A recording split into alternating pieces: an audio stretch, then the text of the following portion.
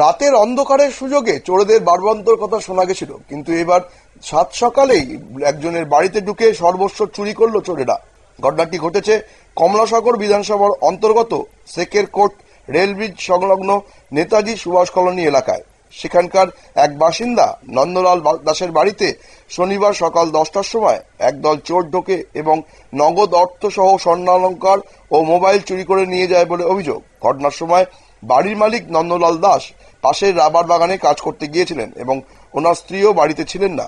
তখন বাড়িতে ছিল ওনার ছেলে, কিন্তু প্রাকৃতিক ডাকে সাড়া দিতে ওই ছেলে শৌচালয় গেছিল। সেই সুযোগকে কাজে লাগিয়ে চোরের দল নন্দলাল বাবুর ঘরে প্রবেশ করে দুটি দামি মোবাইল, নগদ 40,000 টাকা এবং 3 ভরি স্বর্ণালঙ্কার নিয়ে পালিয়ে যায় বলে অভিযোগ।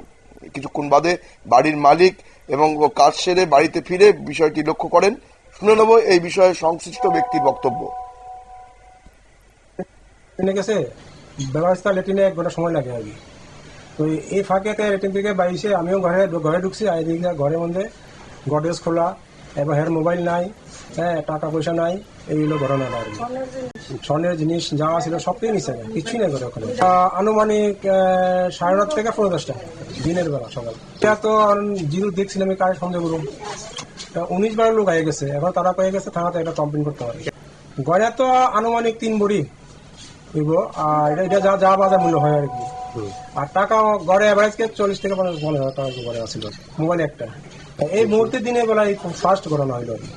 এরা কয়ে গেছে, এরা শুনছে চোর ধরা হয়েছে, এই কারণে তারা আইসে ভাবে চোর নিয়ে থানা দিব। তো এরা তো আমরা কইছি চোর এটা সন্দেহমূলক, এটা কোম্পানিতে কাজ করে, হ্যাঁ, তারা জিজ্ঞাসা করছে বা কোম্পানির লোক থানার স্টাফ যদি আয়ে তখন তারা থানার স্টাফে দিয়ে দিবে।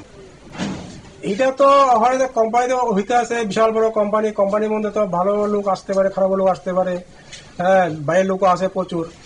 কে বা কারা করতে পারে এটা তো আমি যেহেতু দেখছিলাম কাউকে বড় এখন থানা দেখতেছি লিখিত আকারে কমপ্লিট করবো। এটা নেতাজি সুভাষ কলোনি। আমি চাইতে আছি তদন্ত হোক, চোর ধরা হোক। রাতের বেলা চুরির ঘটনা ঘটলো, এইভাবে দিনের বেলা চুরির ঘটনা ওই এলাকায় এই প্রথম বলেই জানাচ্ছে এলাকাবাসী। ফলে তৈরি হয়েছে নতুন করে আতঙ্ক। নজর রাখবো পরবর্তী খবরের দিকে।